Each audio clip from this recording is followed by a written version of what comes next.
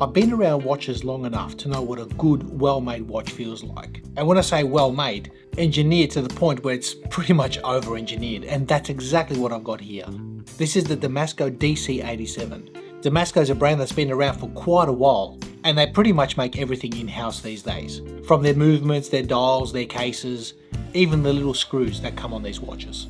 And this watch has not only surprised me, but it's actually far exceeded my expectations. From its execution, its ergonomics, I must say I'm pretty impressed.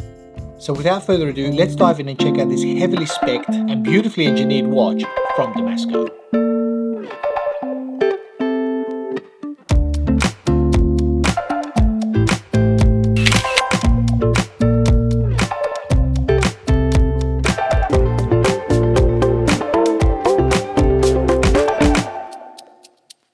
Got something really exciting here today, guys. I'm excited because with Damasko, pretty much everything is made in-house. From the movements, the dials, the cases. These watches feature submarine steel or industrial strength, which is ice hardened. The technology in their movements offer silicon hairsprings as well as silicon escapement. Even that bezel has got ceramic ball bearings for highly reduced wear and tear.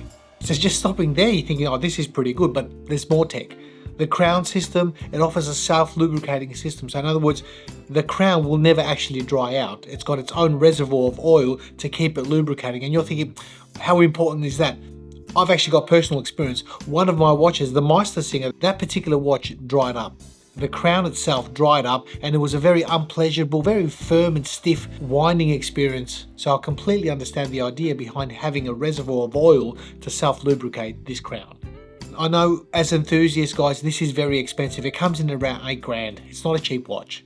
I hope Damasko is listening to this because I really like this watch and I want them to change a couple of things on this watch just to make it that much better. And you're thinking, well, you're spending 8 grand on a watch. How much better can they make something? Well, I think it needs some refinement because the watch itself, I've had it on my wrist all week. I've enjoyed its functionality, its legibility, its usability, the bezel. But it does lack in 1 or 2 areas that I think if they could change it or modify it, this thing here would be a bomb. So Damasko, please, I hope you're listening.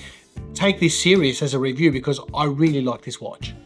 Nonetheless, looking at the specs of the watch, I measure a case diameter of 42 and a case height of 14.5. The lug to lug is 49.9 and a lug width of 22. That crown is a 6.3mm signed screw down crown. The watch offers 100 meters of water resistance. And the total weight on the supplied bracelet, sized to my 18cm wrist, I measure exactly 204 grams. And on the rubber strap, it comes in at exactly 150. So it's not exactly a lightweight watch, but it is a solid watch. Being steel, being ice hardened, built to a specific standard. I see where they're going with this, but I will share more about that in my room for improvement section. Now the movement of this watch, it's Damasko's manufacturer movement C516. As I mentioned, you've got your silicon hairspring, silicon escapement, rhodium plated plates and pelage, as well as Cote de Genève, and it offers 50 hours of power reserve. Now, although it does have rhodium plating and pelage and Cote de Genève, you can't see it. It's got a solid case back, so whether it was there or not, it's irrelevant. In the watch's defense, the movement's actually been great because this has been running straight out of the box at +2 seconds per day. That's pretty impressive. Now, I want to turn my attention to that bracelet and that rubber strap because these things are all made in-house. And the first thoughts that came to my mind when I saw these things, it's over-engineered. It's beautiful to look at. I love the way it operates. I appreciate everything that goes into this bracelet and rubber strap. And I actually want to start off with that clasp because for a geek or a nerd or someone who likes to dabble in well-made techie stuff like me, this is genius. This is one of the best clasps I've seen engineering-wise in any clasp in any watch. Its functionality I cannot fault. In the area of micro-adjustability, I give this clasp extremely high praise. Because if you look at those 2 pushers, the range of motion of adjustability is roughly 20mm. That is huge. I don't remember the last time I saw a clasp that offers that much micro-adjustability. It's basically got a diver's extension and a micro-adjustable system built in one because it extends so much. You can put it over a wetsuit, you can adjust it 1 or small tweaks just for those hot days. It doubles up for both. But the latch down system, the way the clasp latches on and off, I'm not 100% convinced. It's a good system, it's brilliant, but I'm not convinced. And I'll share why. Because if I close the clasp, The two pushers on the side, you don't actually push them in. You push them in, nothing happens. You have to push them back and then it detaches. Now that's genius, I like that, I really do. However, they're not independent of one another. In other words, if I just grab one of them and pull it back, the clasp will open.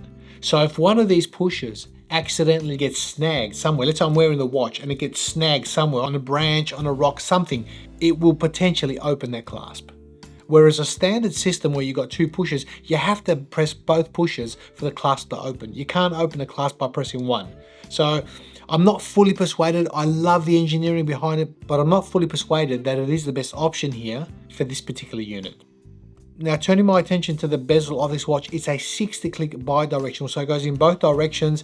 And looking at the back of this watch, it says inlay 60, HRC PVD 2500 HV. So what I take from that, there's a 2500 hardness coating on that bezel insert. Again, that bezel itself is rock solid and designed to handle scrapes, bumps and knocks. Now having ceramic bearings, the action is very good. The noise is dull or muted for a better word, but the refined feel of the action and the grippiness of that coin edge has been absolutely perfect. Turning my attention to the crystal of this watch, you've got a double dome sapphire crystal with anti-reflective coating on the underside. I've had no complaints as far as legibility goes. It's handled reflections well, there's no color cast, it's clean, it's clear, and offers a very legible experience on that dial. And I think that's one of the heroes of this watch, that dial, because the layout is very balanced with 3 sub-dials. You've got a running seconds at the 9 o'clock, a 24-hour scale at the 3, and a 12-hour scale at the 6. Now when you press the chronograph function, you'll notice that there's 2 central sweeping hands. So the first one, which is in solid red, will continue on its course throughout the whole minute, and when it gets back to the top at the 12 o'clock, that second sweeping hand clicks over 1 minute so you can easily read where you're at in your timing experience. And I love the fact that they've got a red aeroplane with red wings at the tip of that second sweeping hand. That is so cool. Now for dim the lights, to have a look at the lume of this watch. It offers Luminova X1C1. And the handset seems to be very, very good. The markers and that lume pip are okay, but being predominantly a chronograph, a pilot style watch of sorts, I'm not really going to complain here. And one thing I forgot to mention about that bezel, there are different inserts available. This particular one has got a 12-hour scale, so you can have a secondary time zone, but there are different options where you can change up that bezel insert to suit you. Now all that said, what are my gripes or room for improvement of this watch? Well, I'm not going to even bother touching about the price. It's 8 grand. It's $8,000 Australian. That's just over 5,100 USD. So that is a very expensive watch, but it is a lot of watch. There is a lot of tech in this watch that I've thoroughly enjoyed throughout the week. And honestly, I don't think I have any watch to compare this side by side with all this tech that's in this watch.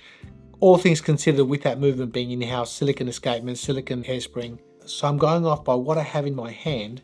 It is a really highly spec'd watch.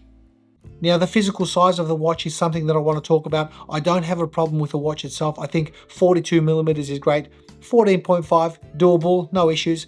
But the straps, the clasps themselves, I think Damasko should do something with that clasp. The clasp is beautiful. I love its engineering, but it needs to be less wide. It needs to be, I measure 26mm across. That's huge. You see, the bracelet tapers from 22 to 22. There's no taper. And then you've got a 26mm clasp in its width.